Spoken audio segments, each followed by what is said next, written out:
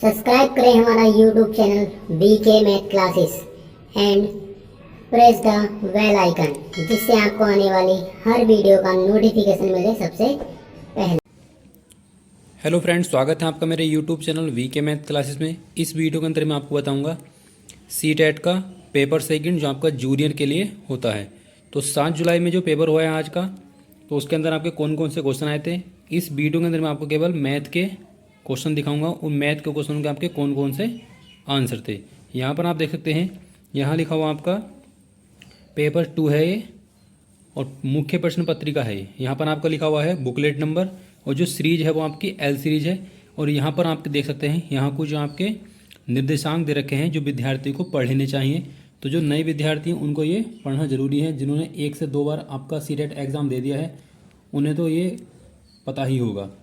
अब यहाँ पर आप देख सकते हैं, इसमें जो दे रखा है भाग 1 में आपका बाल विकास है, सेकंड वहाँ आपका क्या है गणित और विज्ञान है, भाग 3 में आपका सामाजिक विज्ञान है, और भाषा 1 और भाषा 2 जो आपने फॉर्म भरते हुए सेलेक्ट की होगी। यहाँ पर आपको भरने पड़ते हैं अनुक्रमांक वगैरह। तो मैं आपको केवल इस वीडियो के अंदर मैथ के क्वेश्चन दिखाऊंगा कि मैथ के क्वेश्चन के कौन कौन से आंसर थे। तो आपको जो मैथ वाला पोर्शन होता है वो आपका होता है क्वेश्चन नंबर 31 से। तो क्वेश्चन नंबर 31 में आपको दे रखा है, क्वेश्चन नंबर 31 है, किसी कक्षा के कुछ विद्यार्थियों द्वारा प्राप्तांक, ये प्राप्तांक दे रखे हैं, और हमें क्या निकालना है, इन आंकड़ों का माध्य निकालना और परिसर का अंतर निकालना है। तो इसका जो आपका आंसर हो जाएगा वो जाएगा आपका 5.5, यानी कि ऑप्शन नंबर 4 बिल्कुल सही हो जाएगा। क्वेश्चन नंबर आपको 32 दे रखा था, यदि 955 में जोड़े जाने वाली संख्या x न्यूनतम संख्या है जो उसे पूर्ण वर्ग बना देती है, तो 3x + 2 का हमें मान निकालना था। तो इसका आपका जो आंसर आ जाएगा वो जाएगा आपका ऑप्शन नंबर 2, यानी कि 20। क्वेश्चन नंबर आपका 33 दे रखा था, अधिगम का वह क्षेत्र जो व्यवहार एवं मूल्यों के साथ संबंधित होता है उसे हम क्या कहते हैं, उसे हम बोलते हैं संज्ञानात्मक क्षेत्र, यानी कि ऑप्शन नंबर 3 बिल्कुल सही हो जाएगा। नेक्स्ट क्वेश्चन आपको दे रखा था, क्वेश्चन नंबर हम देखेंगे क्वेश्चन नंबर 34।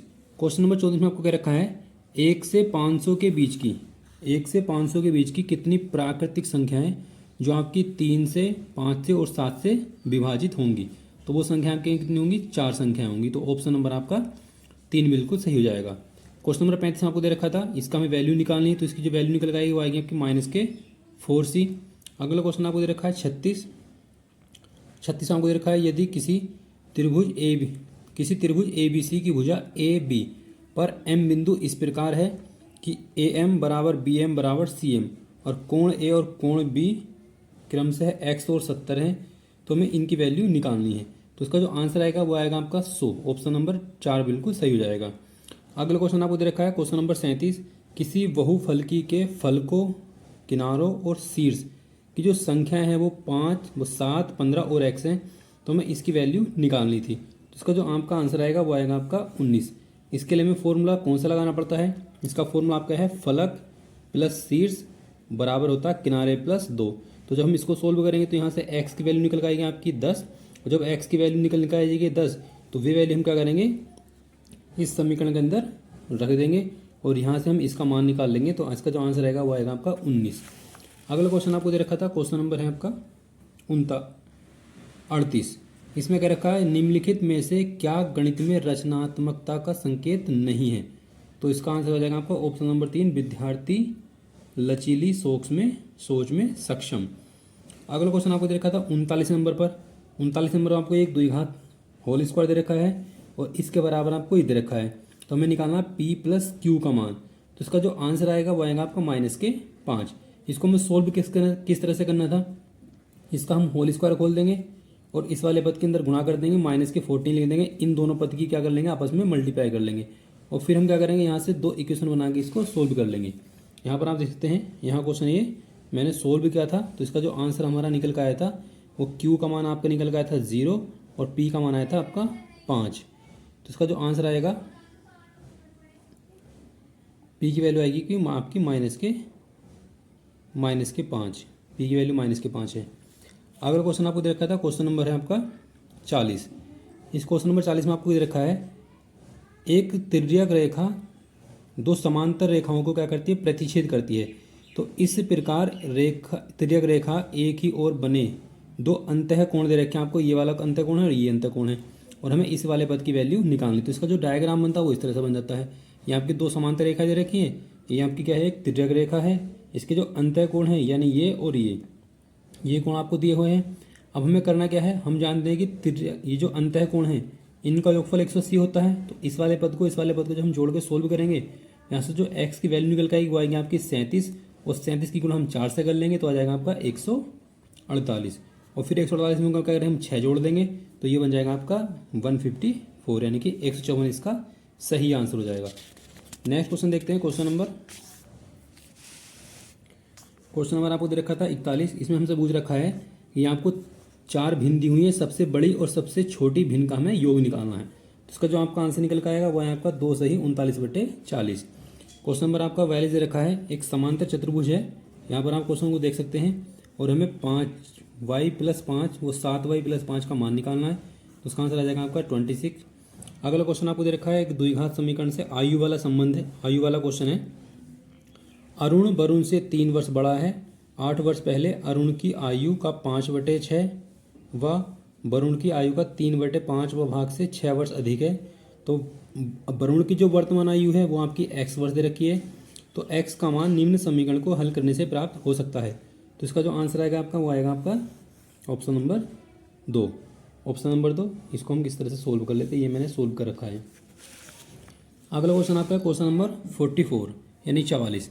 इस क्वेश्चन में कहा गया है कि एनसीईआरटी के अनुसार उच्च प्राथमिक स्तर पर यानी कि कक्षा 8 वाले बच्चों के लिए संख्या प्रणाली के अंतर्गत निम्नलिखित में कौन सा प्रकरण सम्मिलित नहीं है। तो वर्गमूल घनमूल हम कक्षा 8 में पढ़ते हैं, भिन्न भी पढ़ते हैं, घातांक भी पढ़ते हैं, और सम्मिश्र संख्या जो पढ़ते हैं वो कक्षा 11 का चैप्टर है, क्योंकि कक्षा 11 में हम कॉम्प्लेक्स नंबर में जैसे आयोटा के लिए पढ़ते हैं। तो ये कक्षा 11 का टॉपिक है, तो हम उच्च प्राथमिक स्तर पर ये वाला टॉपिक नहीं पढ़ेंगे। अगला क्वेश्चन आपको दे रखा था, क्वेश्चन नंबर आपका है 45। इसमें कहा गया है निम्नलिखित में से कौन सा कथन गणित में उपपत्तियों के संबंध में सबसे कम उपयुक्त है। तो इसका आंसर हो जाएगा आपका ऑप्शन नंबर 2। नेक्स्ट क्वेश्चन आपका क्वेश्चन नंबर, इसमें कहा गया है निम्न में से कौन सा कथन सत्य नहीं है। तो इसमें क्या रखा है क्वेश्चन नंबर 4, ऑप्शन नंबर 4 में x² + 10x + के 25 को अधिक सरल नहीं किया जा सकता। इसको हम सरल कर सकते हैं, इसको हम फैक्टर करेंगे तो ये बन जाएगा आपका x + 5 × x + 5 यानी कि x + 5 का होल स्क्वायर बन जाएगा। तो इसको हम सोल्व कर सकते हैं आगे की रूप। अगला क्वेश्चन आपको दे रखा है क्वेश्चन नंबर 47। इसमें कहा गया है यदि किसी समकोण त्रिभुज का क्षेत्रफल दे रखा है, यदि कण के अतिरिक्त उसकी एक भुजा आपकी 30 सेमी है, तो उस त्रिभुज का हमें क्या निकालना, परिमाप निकालना है। तो इसका जो मैंने आंसर लगाया वहाँ पर लगाया है 84। अगला क्वेश्चन आपको दे रखा था किसी लंबवृत्तीय बेलन की ऊंचाई और आधार की त्रिज्याएं क्रमशः 9 और 6 हैं। यदि आधार की त्रिज्या को हम आधा कर दें और ऊंचाई में हम क्या करते हैं 3 की वृद्धि कर दें, तो निम्न में से कौन सा इस बेलन के नए आयतन की व्याख्या करता है। अगर देखो हम पुराना आयतन निकालेंगे तो पुराना आयतन का आपका निकल आएगा 324, और जब हम नया आयतन निकालेंगे तो वो निकल आएगा आपका 108। तो अगर हम 108 की 3 से गुणा कर दें कितना आएगा आपका 324 निकल का आएगा। तो ये क्या है, जो आपका 108 है वो पुराने वाले आयतन का क्या है 1/3 है। तो इसका जो आपका आंसर आएगा वो आएगा आपका नया आयतन मूल आयतन का 1/3 हो जाएगा। तो इसका ऑप्शन नंबर 1 बिल्कुल सही हो जाएगा। क्वेश्चन नंबर आपको 49 दे रखा था किसी त्रिभुज ABC की भुजा AB पर यहाँ आपको बिंदु डी दे रखा है, CD और ACB का समद्विभाजक दे रखा है, कोण A 50 है, कोण B आपका 70 है, तो ADC की वैल्यू हमें निकालनी थी। तो उसका आंसर आ जाएगा आपका 100। अगला क्वेश्चन आपको दे रखा था क्वेश्चन नंबर 50। इस क्वेश्चन नंबर 50 में आपको दे रखा है किसी चतुर्भुज का परिमाप 120 है, BC दे रखा है, CD दे रखा है, AD दे रखा है, कोण A और कोण B जो आपके दोनों इक्वल हैं, तो हमें चतुर्भुज ABCD का क्षेत्रफल निकालना है। तो इसका मैंने जो आंसर लगाया वो 750 है। लेकिन मेरा जो क्वेश्चन है आंसर ये डाउट में है, तो आप अपना सही आंसर कमेंट बॉक्स में कमेंट कर सकते हैं। अगला क्वेश्चन आपको दे रखा था क्वेश्चन नंबर आपका है 51 में दे रखा है आपका एक पाई चार्ट है, उसमें आपके 5 सब्जेक्ट हैं, गणित, विज्ञान, सामाजिक विज्ञान, हिंदी, अंग्रेजी वगैरह, उनके जो एंगल दे रखे हैं। तो हमें प्राप्तांकों को कुल प्राप्तांक कितना 540 में, जो पूर्णांक है वो 540 का है, और हमें निकालना था गणित और अंग्रेजी में प्राप्त अंकों का अंतर, तो वो आएगा आपका 60। इसको हमें सोल्व किस तरह से करना था, इसको हम सोल्व करेंगे। पहले हम निकालेंगे यहाँ से कि उसने गणित में कितने प्राप्तांक किए हैं और अंग्रेजी में कितने प्राप्त किए हैं। तो वो जो गणित में नंबर प्राप्त करेगा वो करेगा आपका 135 और इंग्लिश में प्राप्त करेगा 75। तो 135 का और 75 का जब हम अंतर लेंगे, क्योंकि हमारे क्या निकालना है, अंतर निकालना है, तो अंतर निकल के आएगा 60। मैंने नीचे क्वेश्चन ये सोल्व किया हुआ है, यहाँ पर आप देख सकते हैं। यहाँ पर ये जो यहाँ आपके निकल का है मैथ में और ये निकल का है यहाँ पे इंग्लिश में, इन दोनों को जो अंतर निकल का है वो आपका निकल गया है 60। तो इस तरह से हम इस क्वेश्चन को सोल्व कर लेंगे। अगला क्वेश्चन आपको दे रखा था, क्वेश्चन नंबर आपका है 52। इसमें क्या रखा है, इसका जो आंसर हो जाएगा आपका ऑप्शन नंबर 3 हो जाएगा। अगला क्वेश्चन आपका है 53। इसमें दे रखा है 10% वार्षिक दर से धनराशि 2 वर्ष में इतनी हो जाती है। यदि ब्याज आपका क्या है वार्षिक संयोजित है तो उसी राशि पर उसी दर से 2.5 वर्ष का कितना साधारण ब्याज होगा। उसका आंसर आ जाएगा आपका 675 रुपये। अगला क्वेश्चन आपका क्वेश्चन नंबर 54। इसमें क्या रखा है, एक व्यापारी 12 पंखे जो है वो 24,000 में खरीदता है। तो एक पंखा हो जाएगा आपका 2,000 का। वह प्रत्येक पंखे को उसके क्रय मूल्य से इतने अधिक अंकित करता है। यदि वह सभी पंखों को 10% की छूट देकर बेचता है तो कुल मिलाकर उसका लाभ निकालना, वो भी रुपये में। तो सबसे पहले हम क्या करें, इसका MRP निकालेंगे, यानी कि अंकित मूल्य। तो अंकित मूल्य जो निकल के आएगा वो आएगा आपका 2500 एक पंखे का। और हम क्या करेंगे, फिर एक पंखे का विक्रय मूल्य निकाल लेंगे। तो एक पंखे का विक्रय मूल्य जो निकल के आएगा वो आएगा आपका 2250 रुपये। उसने खरीदा कितने का, 2000 का, बेचा कितना आपका 2250 का एक पंखा। फिर यहाँ पर 12 की मल्टीप्लाई कर लेंगे तो हो जाएगा आपका 27,000। 27,000 के उसने पंखे क्या करे हैं, बेचे हैं, और खरीदे कितने थे आपके 24,000 के। तो हम क्या करेंगे, 27,000 में से 24,000 माइनस कर देंगे तो यहाँ बचेगा आपका 30,000, मतलब 3,000। अगला क्वेश्चन आपको दे रखा था वैन हेले से।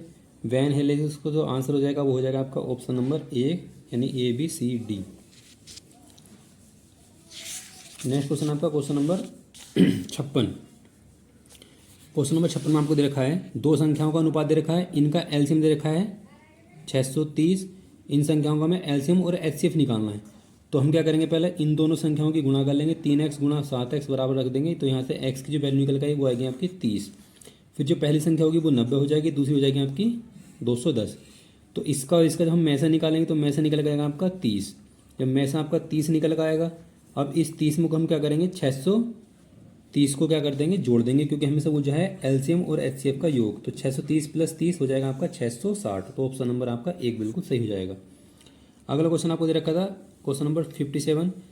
राष्ट्रीय पाठ्यचर्या यानी कि NCF 2005 के अनुसार निम्नलिखित में से कौन सी प्रक्रिया गणित में सबसे कम महत्वपूर्ण है। तो गणित में हम शॉर्टकट खोजना, ये सबसे कम, मतलब जब हम NCF 2005 के अनुसार हम उच्च प्राथमिक बच्चों को पढ़ाएंगे तो हम शॉर्टकट नहीं पढ़ाएंगे उन्हें। तो गणित में शॉर्टकट खोजना। अगला क्वेश्चन आपका क्वेश्चन नंबर 58। इसमें रखा निम्नलिखित में से क्या आकलन के अर्थ को नहीं समझाता। तो इसका आंसर आपका यह व्यक्तिगत भिन्नताओं को निदान करने में सहायता करता है। अगला आपको दे रखा था, यहाँ को एक समीकरण दे रखी है सिंप्लीफिकेशन की। इसको जब हम सोल्व करेंगे तो इसका आंसर आ जाएगा आपका 5।